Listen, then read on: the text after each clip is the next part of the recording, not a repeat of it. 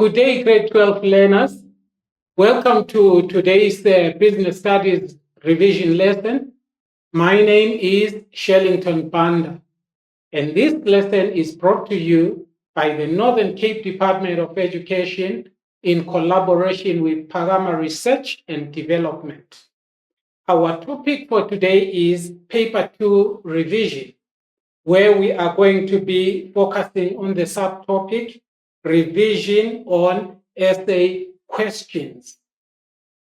Okay, let's now move on and look at our objectives for this revision lesson. At the end of this revision lesson, learners, you should be able to answer section C essay type questions focusing on business ventures, where you are going to be looking at investment. Those are securities. Then also business roles, where you are going to be looking at problem solving, right? This should read decision making and creative thinking. Problem solving, decision making, as well as creative thinking. And the paper that we are going to be using for our questions is the GDE, that's Gauteng Department of Education Business Studies, paper 2, page 9, the June 2024 paper. And also we are going to be guided by our exam guidelines, the DBE 2021 exam guidelines, pages 10 to 16. All right, grade 12s, I would like us to start by sharing together some exam tips, right? The first tip that I want to share with you says, make sure you read all the instructions carefully before answering the question. This is very paramount. I will always emphasize this. I will always highlight this. Make sure you read all the instructions carefully before answering your questions. Your business studies paper 2, grade 12, section C consists of 2 questions, right? This is section C we are looking at today, and it consists of 2 questions, one on business ventures and the other one on business roles. You are expected, grade 12s, to answer only one of the 2 questions in this section, right? You are not going to answer both questions. You will have to settle for one question. You need to read each question carefully, right? Since you're going to have 2 questions. That's question 5 and question 6. Make sure you read both questions carefully, taking note of what is required before selecting your preferred essay question. Make a choice only after you have read through both questions and you are convinced you have one that you think you are going to give your best shot at. The essay question, all right, okay, they carry 40 marks each, right? So that's to say question 5 carries 40 marks, question 6 carries 40 marks. Now you are choosing only one. So from section C, you will have 40 marks. Remember grade 12 in our previous revision lessons, where we looked at section A, for instance. Section A has a total of 30 marks. Then section B, where you were choosing 2 questions, all right, each having 30 marks. So in section B, you have 60 marks. So 30 plus 60, all right, You then now have your essay question having 40 marks. All right. So you definitely need here grade 12s to make sure that you go with the topic that will earn you close to the maximum of 40 marks. All right. So we then move on to look at the time that you need to spend in section C. So spend 30 minutes to answer one essay question in this section. 30 minutes to answer one essay question. Very, very important. All right. So let's move on grade 12s. I want to believe that this is going to be a very, very fruitful revision lesson for you, where you will have a feel of how the essay questions are structured, and also as I take you through how you can come up with an essay that can earn you close to 40 marks looks like. All right. So here is question 5, business venture, investment, security. All right. You are given here a scenario. All right. Where it says most businesses are considering investing their surplus funds in shares listed on the Johannesburg Securities Exchange or Johannesburg Stock Exchange and through unit trusts. They must be well informed about the impact of unit trust before investing.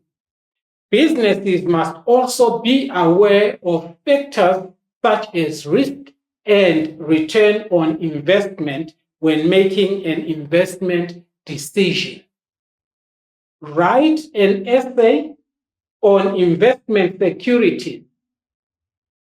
Write an essay on investment security.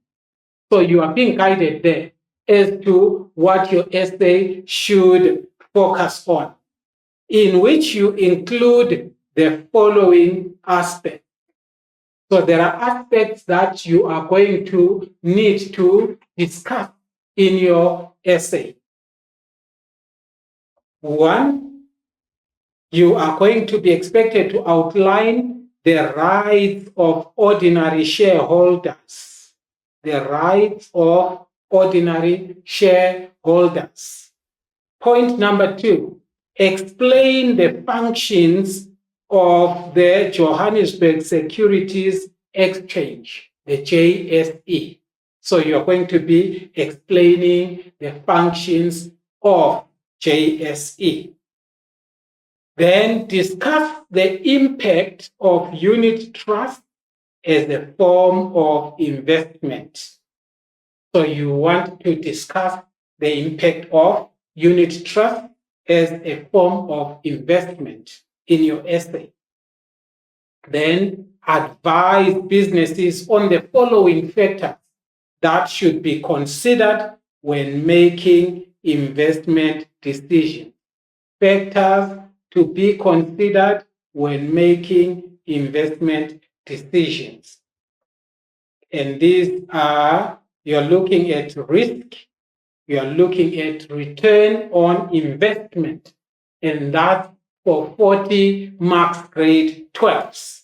All right. So this is the nature of your essay question.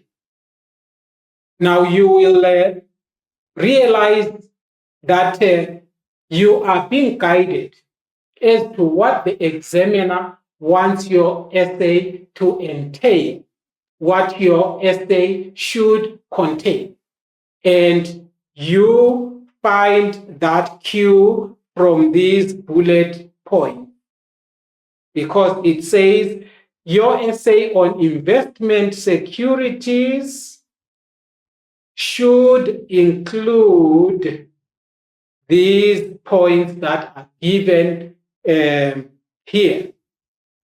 Rights of ordinary shareholders, functions of the Johannesburg Securities Exchange, impact of unit trust as a form of investment, and factors that should be considered when making investment decisions, focusing on risk as well as return on investment.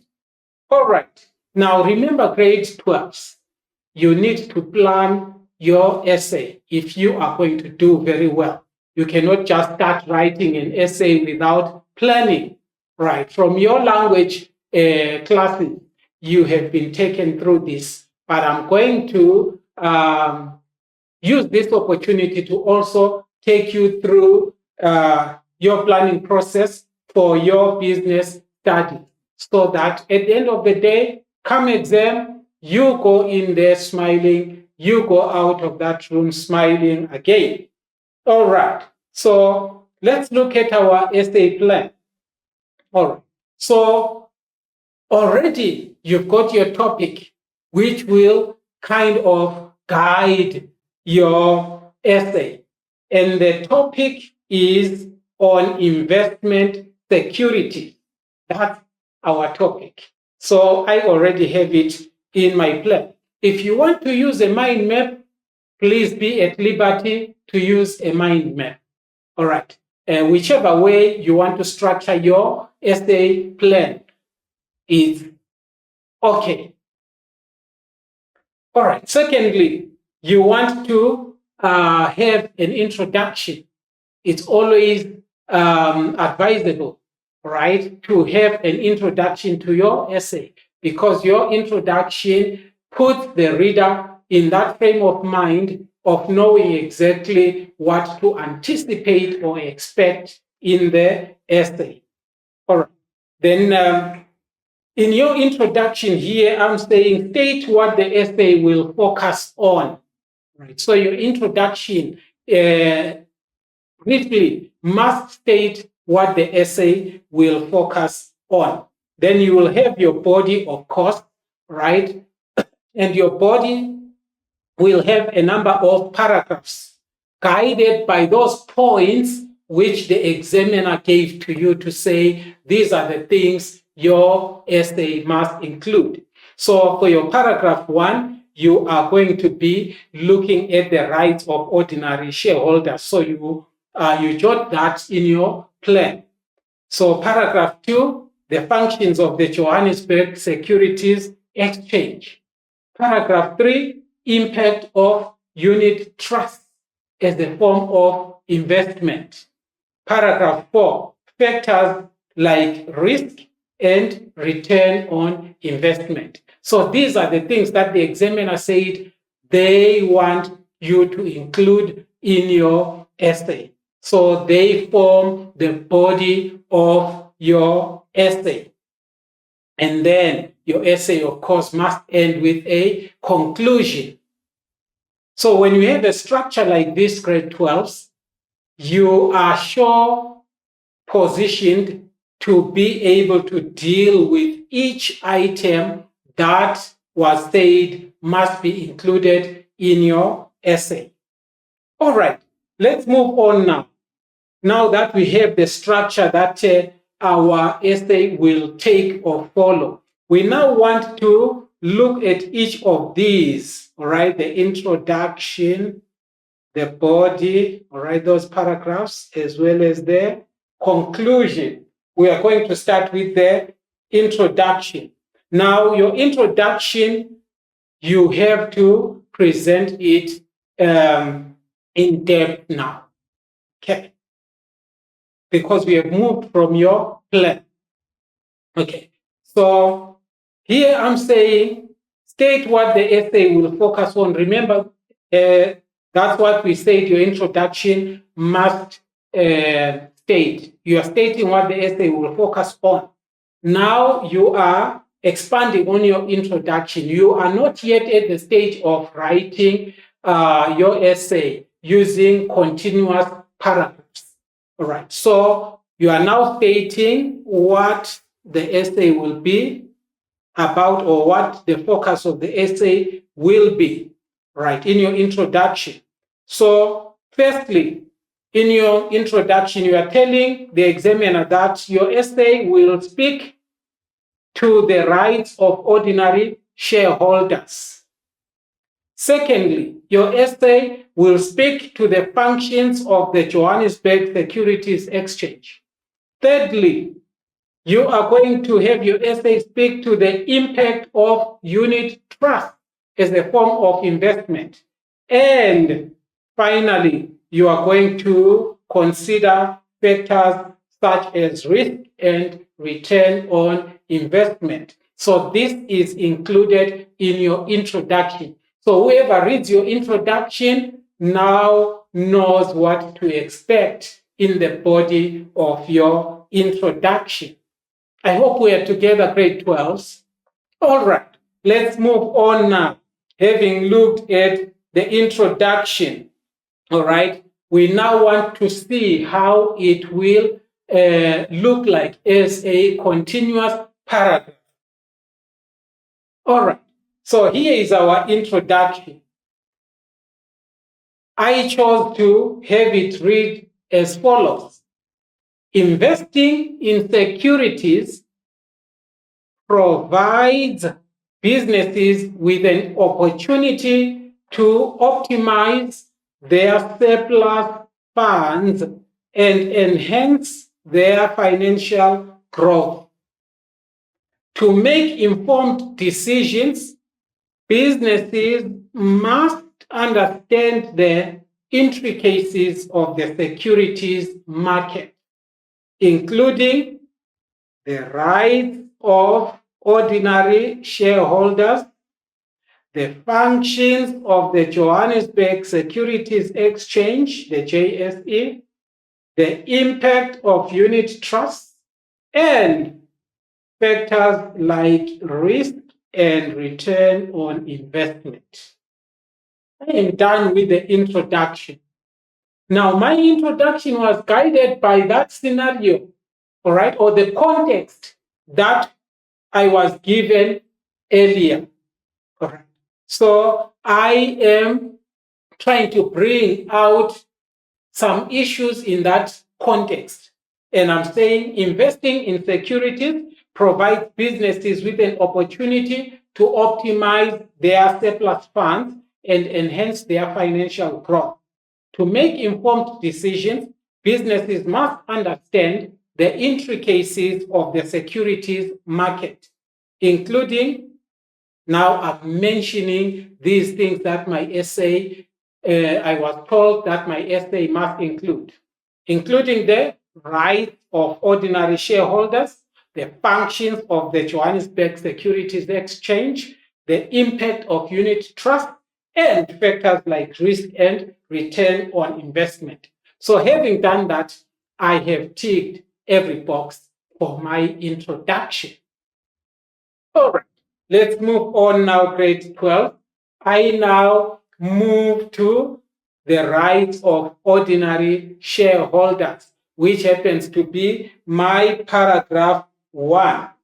Right, that's my paragraph 1, where I'm looking at the rights of ordinary shareholders. What rights do ordinary shareholders have? I must discuss that. I must explain on that. I must make my reader understand what the rights of ordinary shareholders are. Okay, now as we move along, I'm going to be talking to you about certain words which are very important when you are writing an essay like this. Words that we refer to as connectives as well as transition words. They are very, very important. Grade 12s. I hope you are moving along with me. Okay, now for your first paragraph, all right, I'm going to take you through your planning first, and then we move on to the continuous paragraph so that you see how we put things together. Right. So for the rights of ordinary shareholders, I have my points here. First, right to hold equity in a company. Secondly, voting rights. Thirdly, profit sharing. Fourthly, access information about the company. And then fifth, right to claim on residual assets. All right. So these are the rights of ordinary shareholders, which I am going to discuss in my essay, or which I'm going to elaborate on or explain in my essay. The right to hold equity in a company, the right to vote, right to share in the company's profits, the right to have access to information about the company, and the right to claim on residual assets. So you have now your points grade 12 that you are going to include in your paragraph 1. I hope that makes sense to you. All right, let's move on now. We are now going to look at how we put those points in a continuous paragraph. All right, how do we put those points in a continuous paragraph? That's why I said there are certain words that will enable you or which will assist you to be able to write a continuous paragraph which is full of meaning. All right, so here is an example of the paragraph that I came up with on the rights of ordinary shareholders. Ordinary shareholders hold equity in a company. Okay, you see that? And enjoy several rights that safeguard their interests. That's the opening of my first paragraph. These rights, among others, include, now I am zeroing in on those rights that I listed in my plan, which I now want to explain or deliberate on. These rights, among others, include the voting right. Look at that. Okay. Shareholders, now having mentioned this right or this right, voting right, I don't just list and then move on to the next one. I need to explain a bit. Shareholders can vote on key company decisions, including electing directors and approving major changes. So I have mentioned a right of shareholders, and from there I have explained a bit to say because they have voting rights, they can vote on key company decisions, including electing directors and approving major changes. Then from there, I move on to the second point or the second right.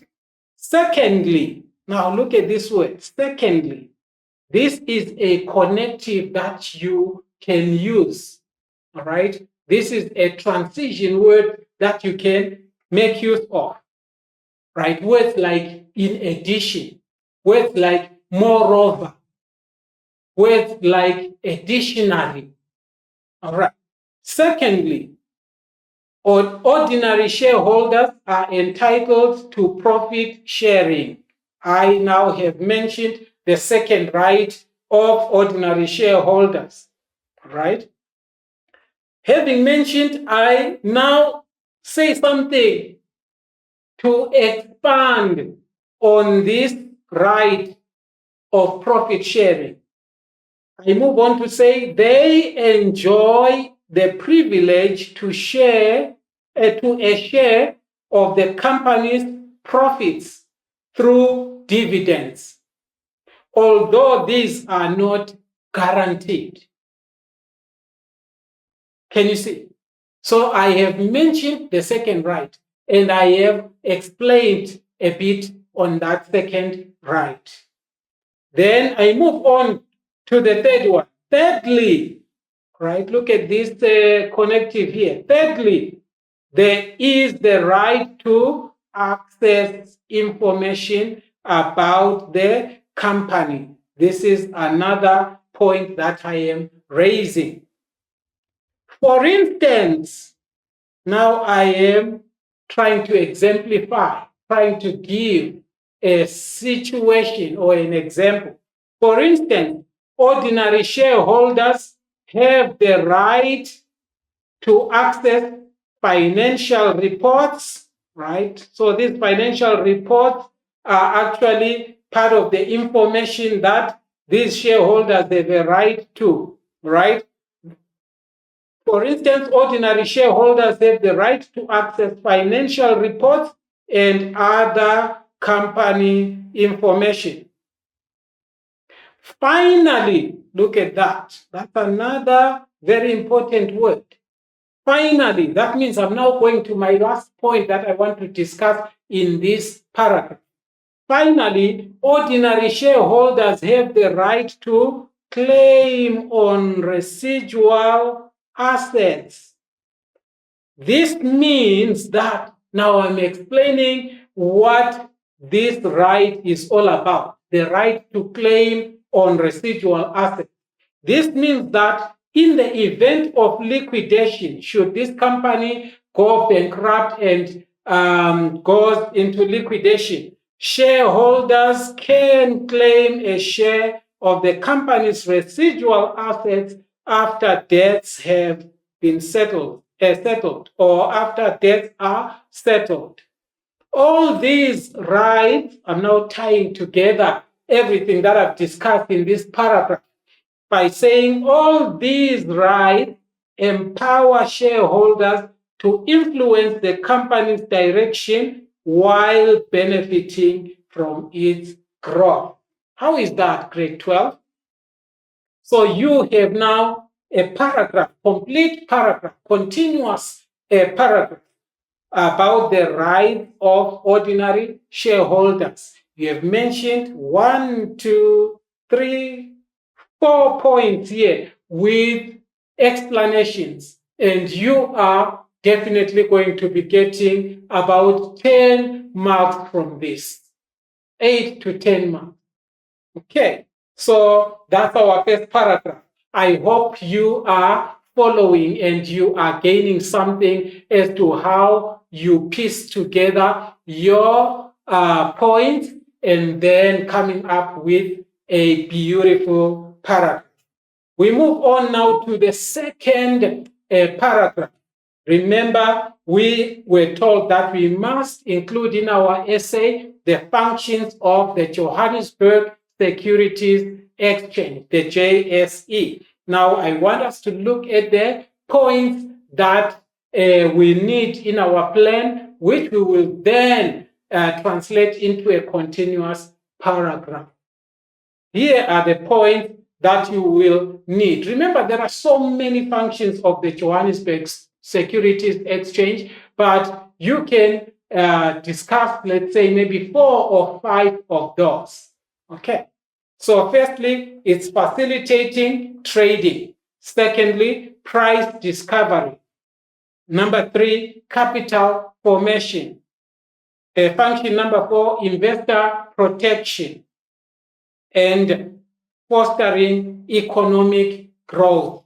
So I've got 5 of them here. So you have listed them in your plan, right? And now you will be taking them from your plan into coming up with an essay. Remember, grade 12, the question says, write an essay, right, on investment security. So you are not expected to be writing in point form. The examiner wants you to demonstrate that you can come up with an essay. All right. Actually, I've got 6 functions of the Johannesburg Stock Exchange, which I want to put in my essay. The 6th one being connecting investors with businesses seeking funding. All right. Now let's look at how those points can be put together to come up with an intelligent paragraph. All right. So here we go. You see, I've highlighted some of these words or phrases.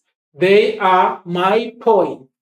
Okay, so I want to draw your attention to them so that you see how I knit together my point into paragraphs.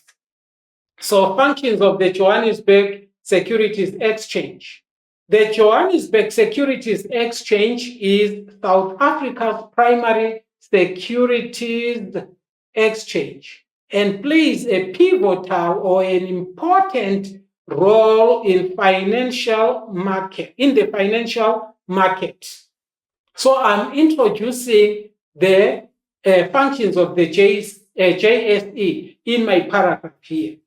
Among many roles fulfilled by the JSE are the following. So I'm using this statement to help myself be able to now introduce the functions of the JSE and then discuss them. Facilitating trading, there is the first one, whereby the JSE provides a platform for trading shares, bonds, and other securities, ensuring liquidity and transparency. So I have spoken into this first function of the JSE, which is to facilitate trading. How does JSE facilitate trading? It provides a platform for trading shares, bonds, and other securities, ensuring liquidity and transparency. And remember, you are now making use of all these terms to show your examiner that you by now have acquired the jargon, all right, that has to do with your security and your investment. Then you now move on. In addition, look at that transition verb there, or your connective. In addition, the JSE has the function or responsibility or job of price discovery. That's another point that you had in your point there, all right, of price discovery. Now, you don't want to leave your examiner guessing whether you understand what price discovery is all about. You now take it further to say, this, that is price discovery, refers to the fact that the JSE matches buyers and sellers and establishes market-driven prices for security. That's what price discovery speaks to or is all about. It's about the JSE matching buyers and sellers and establishing market-driven prices for security. Now we move on to the third point.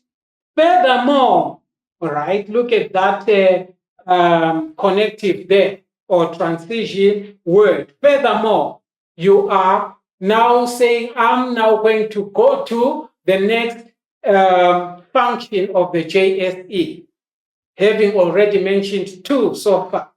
Furthermore, the JSE plays the role of capital formation. That's another point there, capital formation. That's another function of the JSE. What does it mean? Through this role, it enables, that is the JSE, enables companies to raise capital by issuing shares to the public. All right. Then you now want to come to your final point where you are saying, finally, the Johannesburg Securities Exchange has an important duty of investor protection. What is this about? The JSE upholds strict regulatory standards to protect investors and ensure fair practices.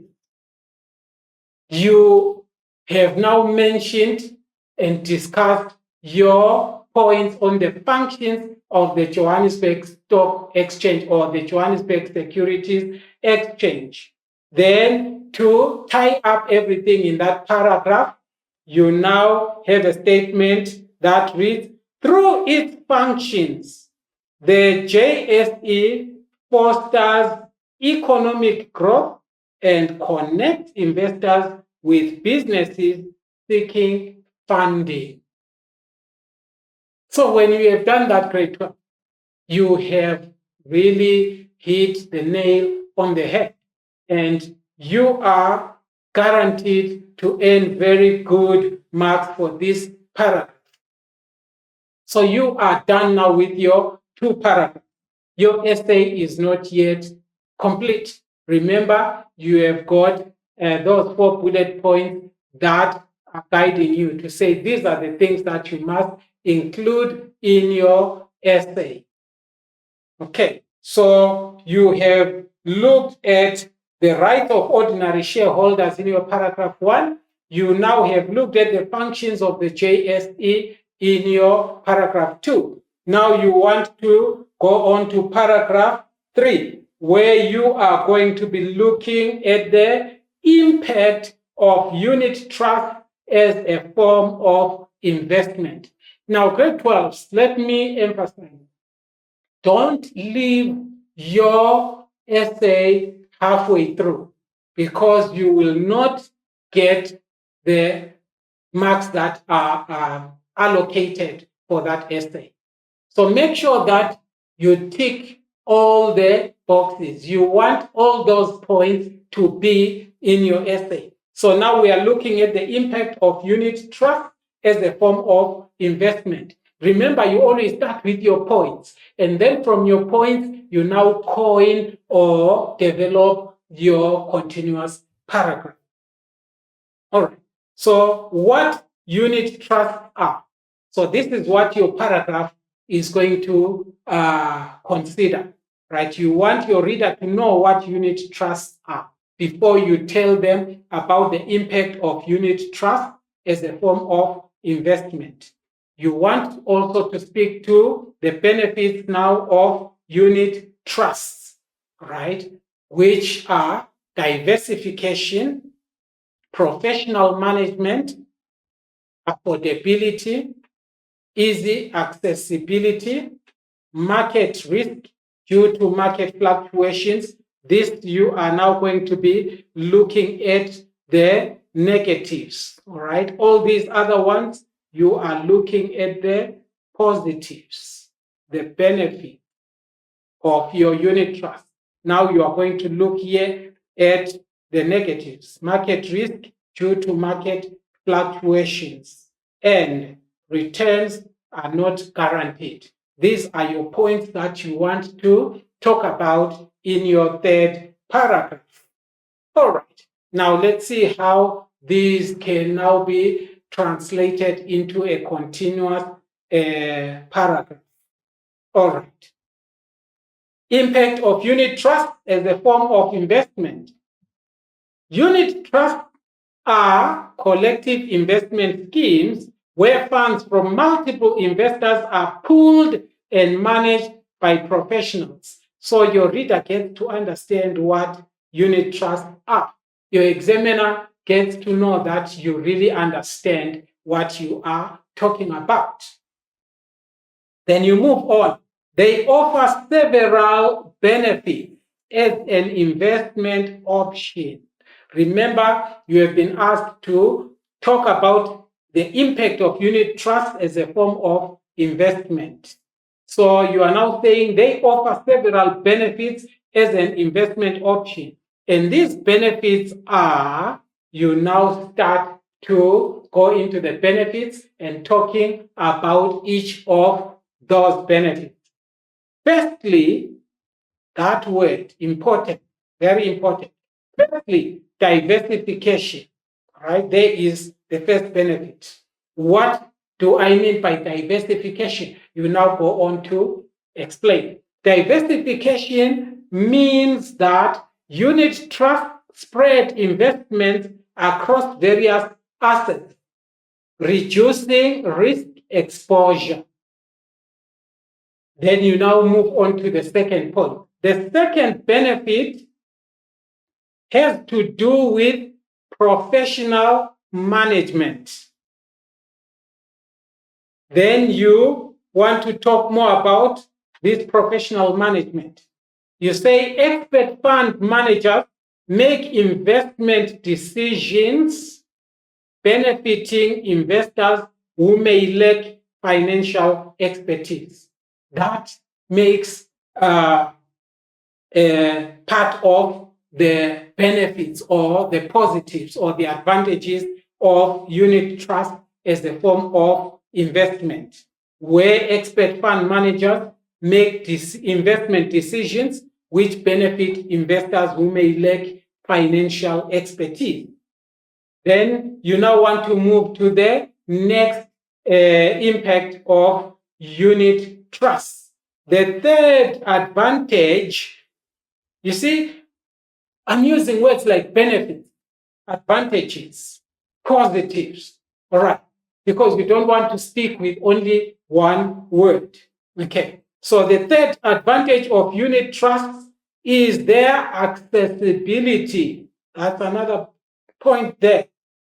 Unit trusts are affordable and accessible. You are now explaining this point you just raised there. Unit trusts are affordable and accessible, making them suitable for businesses with limited surplus funds. Okay.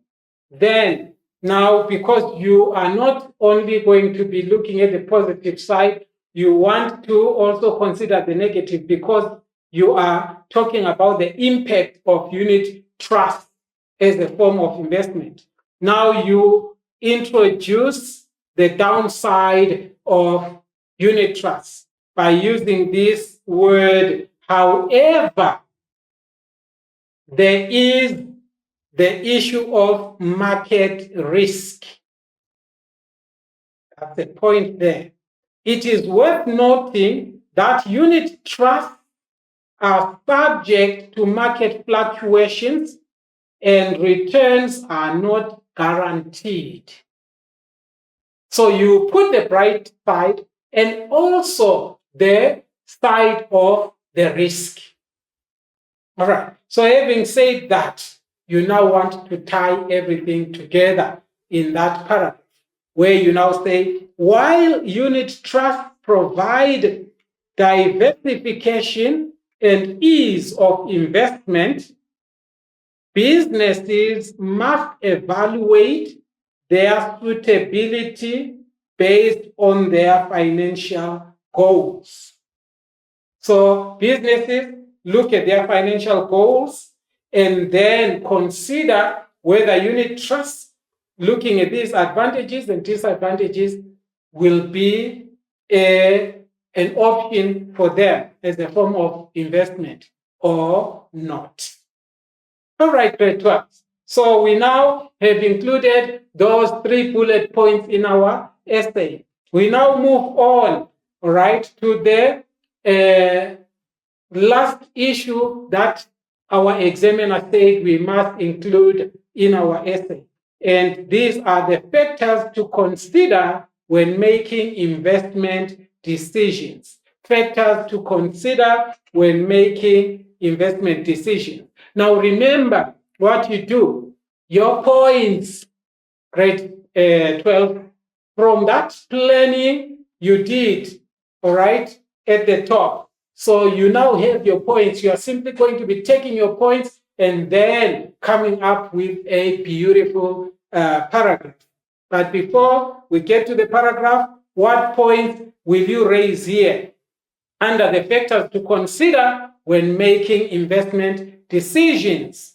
Here are some points that I have, which we can look at. Factors to be assessed by businesses in order to maximize investments.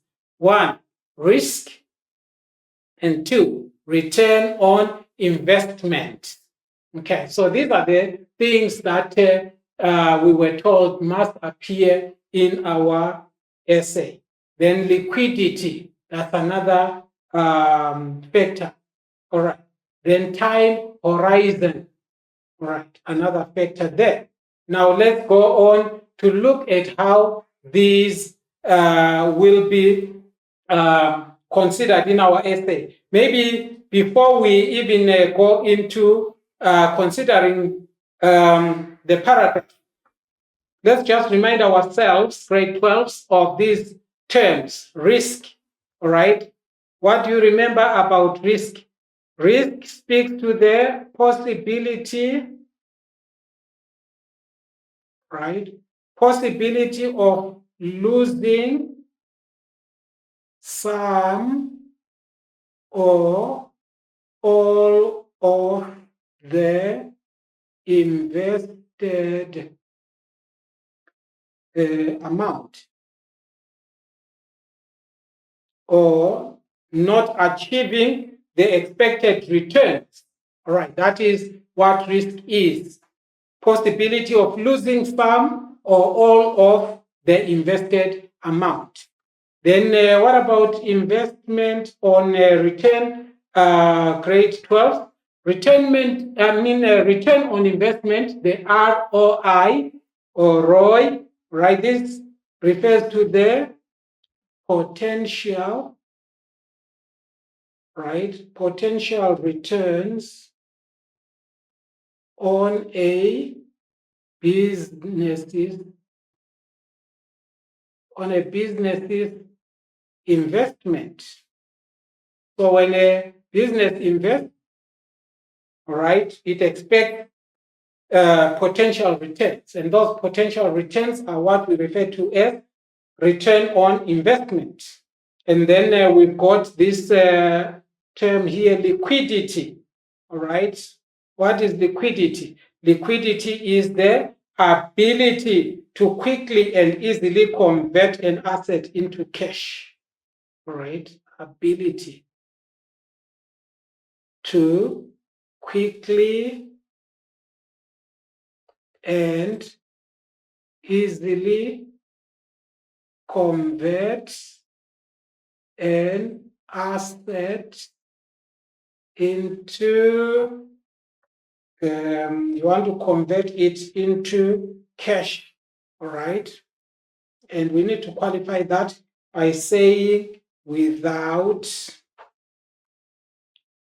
affecting its market price. All right. So that's liquidity. Ability to quickly and easily convert an asset into cash without affecting its market price. And then lastly, we've got this term here, time horizon, right? So time horizon simply refers to the length of time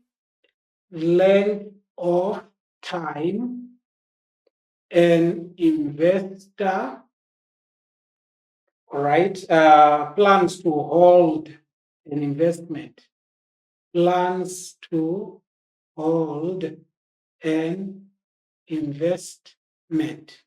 So that's what time horizon is all about. The length of time an investor plans to hold an investment or achieve a financial goal, right? This is important, all right, because this is what is crucial, all right, as a factor of determining the investment strategies that one can make use of, or the risk tolerance, all right? So these are the terms that I wanted you to have an understanding of, because we are going to be looking at this in our paragraph 4 now. All right, these are the factors to be assessed or considered by businesses in order to maximize investments. Remember, our essay is on investment security. All right. So here is our paragraph now, looking at these factors. Businesses should carefully assess the following factors to maximize their investments. You see, the way I introduce my discussion in each paragraph. So I make kind of a general statement which will enable me to now zero in on the points that I want to discuss. So businesses should carefully assess the following factors to maximize their investments. The first factor, right? The first factor to be considered is the risk. There, I've now mentioned it. Then I now have to explain a bit about this factor of risk. Investments in securities involve varying degrees of risk. Businesses must evaluate the risk tolerance based on their financial stability and goals. So I've spoken to risk. The second factor, remember earlier I said the first factor. Now the second factor is the return on investment. The potential returns should align with the business's objectives. High risk investments may yield higher returns, but also carry greater uncertainty. I'm discussing here this point. The third factor, you see how I'm bringing in my factor. I started by saying the first factor, the second factor, the third factor to be considered is liquidity. Businesses must consider how easily investments can be converted to cash without significant loss in value. The fourth factor is the time horizon. The investment duration should match the business's financial planning and requirements. By considering these factors, businesses can develop a strategic approach to investment, balancing risk and reward effectively. So I have now exhausted all those bullet points which the examiner said I must include in my essay. Okay, so having done that, I now come to the conclusion of my essay. And in the conclusion, I'm not bringing any new concept. I'm simply tying the loose ends together. And I'm concluding by saying, by considering these factors, businesses can develop a strategic approach to investment, balancing risk and reward effectively. So that's how you can interact with question 5 that has to do with investment security. Now, the same thing happens with question number 6 because it's also an essay question. Remember, we said section C has 2 essay questions, question 5 and question 6, and you are expected to choose only one. But we are doing both of them so that after this lesson, you have a good understanding on how you come up with an essay that earns you almost the maximum marks. So now we are going to move a little bit faster grade 12s because you now have an understanding of what this whole process looks like. Okay, so let's look at question number 6. Question number 6 is on business ventures, creative thinking, and problem solving. And the context we are given says problem solving and decision making skills are both important because they can help navigate challenging situations in the workplace. Some businesses apply the post field analysis and nominal group technique to solve complex business problems. Others believe that the Delphi technique is the most suitable problem-solving technique to use. Businesses invest in setting the right working environment in order to stimulate creativity and innovation. Right working environment in order to stimulate creativity and innovation. All right. Now here is our question. Says write an essay on decision making and problem solving in which you include the following aspects. So your essay will be on decision making and problem solving. Then you include these here, where you're going to be outlining the differences between problem solving and decision making. That will form obviously your paragraph 1. Then secondly, explain how businesses should apply post-field analysis and nominal group technique in the workplace. And naturally, that becomes your paragraph 2. Then discuss the impact of the Delphi technique as a problem-solving technique. Then recommend ways in which businesses can create an environment that promotes creative thinking in the workplace. And that's 40 marks.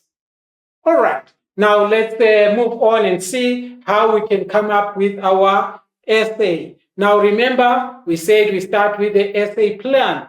All right. You've got your topic, which was cut out for you. Write an essay on decision making and problem solving. Right. So now you want to put it in the context of a business.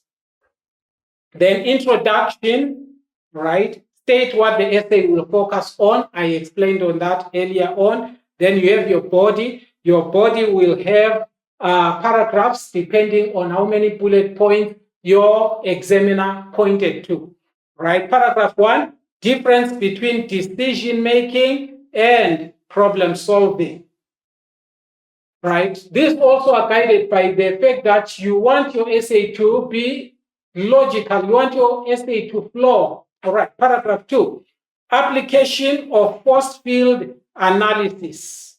Paragraph 3, application of the nominal group technique. And paragraph 4, impact of the Delphi technique. And lastly, paragraph 5, promotion of creative thinking in the workplace. Now, these are the things you want to deal with in your essay. And then you will obviously have a conclusion. All right.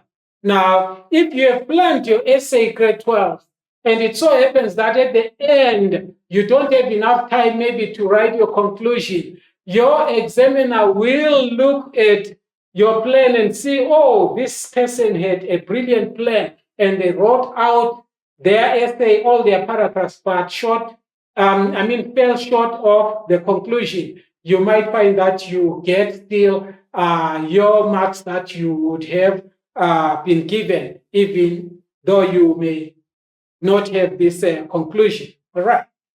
So now let's look at this essay, creative thinking and problem solving.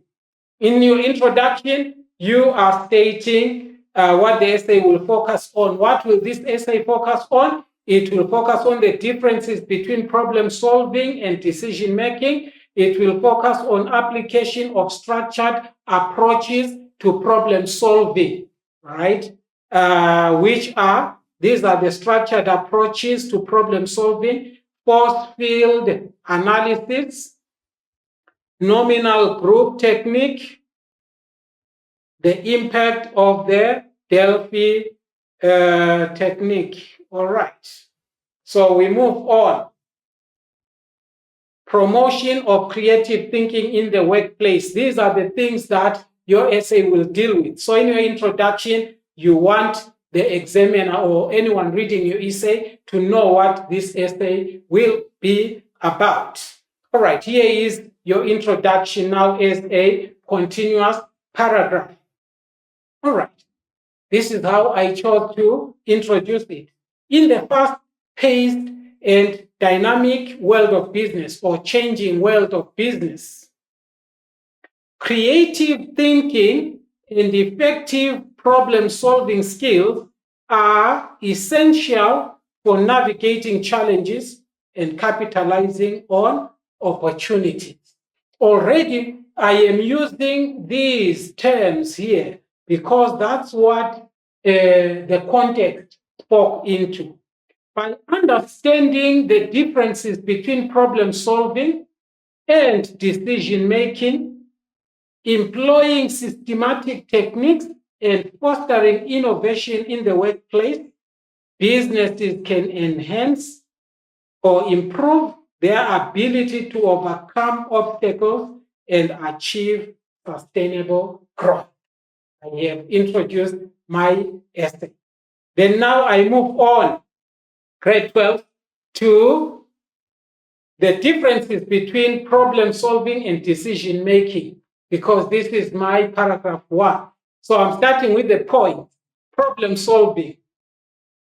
That's identification of issues or obstacles, resolution of issues or overcoming obstacles. So problem solving has identifying those issues or obstacles, then resolving them.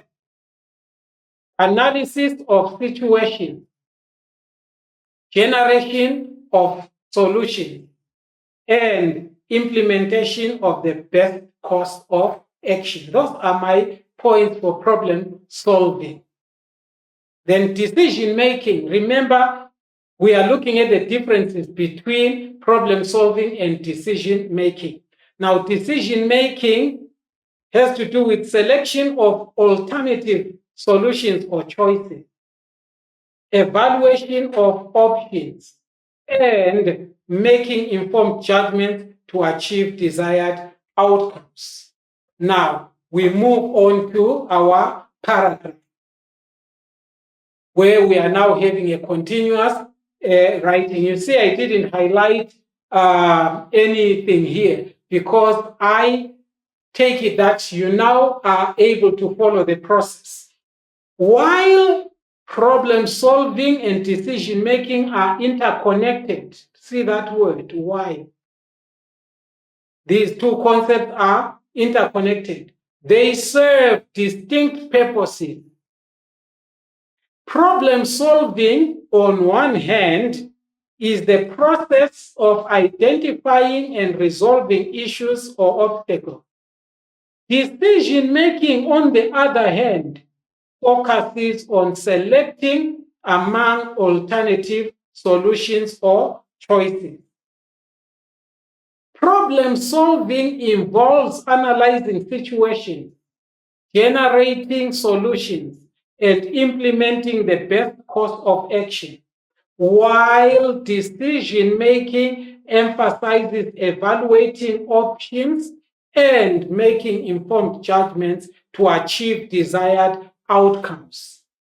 In essence, or what this simply means is problem solving is about resolving challenges, whereas decision making is about choosing the best path forward.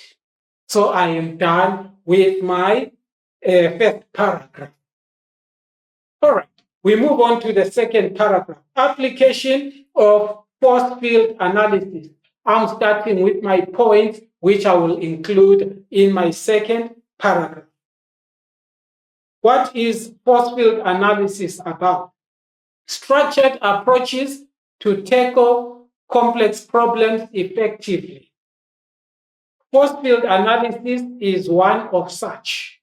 Remember, we've got several of them. It It involves identifying forces that support and hinder a proposed change. Creating a balanced strategy for implementing solutions through strengthening driving forces and weakening or reducing, restraining forces. Correct. Now, the application of force field analysis using those points that we generated. We now want to see how our paragraph will look like. Businesses can employ or make use of structured approaches to tackle complex problems effectively. Remember, the context we were given mentioned something about complex problems. One such structured approach is force field analysis, FFA. I put it in brackets here because I don't want to keep on writing this term in full. Should I want to continue talking about it, I will simply use this abbreviation FFA in subsequent references to it. This method involves identifying forces that support and hinder a proposed change. By strengthening driving forces and reducing restraining ones, businesses can create a balanced strategy for implementing solutions. You'll remember in one of our revision lessons where I made reference to this strategy, force field analysis. You may want to revisit it. For example, when introducing a new product line, businesses can analyze market demand. That's a driving force, and production cost, which is a restraining force to ensure success. So, having done that, you are done with your paragraph 2. You now want to move on to paragraph 3. Application of nominal group technique. We are looking at the points of this technique. Fosters collaboration, ensures equal participation, and minimizes bias.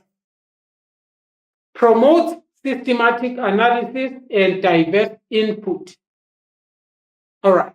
So those are your 3 points that you want to include in your paragraph about the nominal group technique, how it can be applied in your workplace. All right. Then you speak now into those points. Another structured approach, remember you just spoke about the force field analysis. Now you are moving to the second one, which is the nominal group technique. Now you are saying another structured approach a business can engage is the nominal group technique, in brackets NGT, so that I don't keep on writing it in full. This technique fosters collaboration by allowing team members to brainstorm and prioritize ideas individually before discussing them as a group. It ensures equal participation and minimizes bias. Remember, these are the points that we generated. For instance, when deciding on marketing strategies, employees can first write their suggestions independently, that means on their own, and then rank the most feasible one collectively. So when they come together, they now look at which ones can be easily applicable. These techniques enhance the decision-making process by promoting systematic analysis and diverse input. You are done with your paragraph. Now you move on to the next paragraph where you are looking at the impact of the Delphi technique. Now remember, when you are looking at the impact, you want to consider both the advantages and disadvantages, positives and negatives, pros and cons. Okay, so here are the points for your Delphi technique. Gathering anonymous feedback from experts. This is a good technique for that. All right. Enhanced accuracy, reduced bias, strategic planning, market forecasting, product development. So you have those points. Now you want to put those points in your paragraph. Yet another structured approach to problem solving is the Delphi technique. Remember, you had a paragraph on force field analysis. All right. Then another structured approach. Now you are looking at the Delphi technique and you are now saying yet another structured approach to problem solving is the Delphi technique. This is a powerful tool for problem solving, especially in complex scenarios requiring expert opinions. It involves gathering anonymous feedback. Anonymous feedback is feedback that is given without the person giving feedback revealing who they are, right? It involves gathering anonymous feedback from experts through multiple rounds of questionnaires to reach a consensus. Consensus is an agreement. Its impact includes enhanced accuracy, since experts provide valuable insights and perspectives, improving the reliability of solutions. Also, bias is reduced, seeing that the feedback is provided anonymously. These are advantages of this technique. Anonymity minimizes the influence of dominant personalities or groupthink, ensuring objective results. Remember, when people are giving their views or their perspectives anonymously, they can do that with all honesty. But when you say, attach your name, people will actually say what you want to hear. All right. The third impact has to do with this approach's contribution towards strategic planning. Businesses can use the Delphi technique to address issues such as market focusing or product development. So from there, you can go on to looking at maybe the disadvantage of this technique. Then to tie up the loose ends of your paragraph, you now say, by leveraging expert knowledge or by making use of expert knowledge, by taking advantage of expert knowledge, businesses can make well-informed decisions that align with their goals. You are done with that paragraph, grade 12. Now you go to the last paragraph, which has to do with promoting creative thinking in the workplace. And what points do you want to include in that paragraph? Need to create an environment that fosters fresh ideas and collaboration, right? Encourage open communication. Provide resources and training. Remember, you are promoting rather creative thinking in the workplace. What are the things that you do as an employer? You want to create an environment that fosters fresh ideas and collaboration. You want to encourage open communication. You want to provide resources and training. You want to celebrate diversity, right? You want to establish relaxation zones. So those are your points that you now include in your paragraph. All right. So here is a way you could start that paragraph. To stimulate creativity and innovation, businesses should create, all right? To stimulate creativity and innovation, businesses should create an environment that fosters fresh ideas and collaboration. This can be achieved by way of encouraging open communication. Our point has come in there, right? And this one as well. The need to cultivate a culture where employees feel comfortable sharing their thoughts and suggestions cannot be overemphasized. That means this is very important. This need to cultivate a culture where employees feel comfortable sharing their thoughts and suggestions. Businesses should also provide resources and training to their personnel or their employees. There is our point again. Offering access to tools and workshops that enhance creative thinking skills to team members in a business will go a long way in promoting creative thinking in the workplace.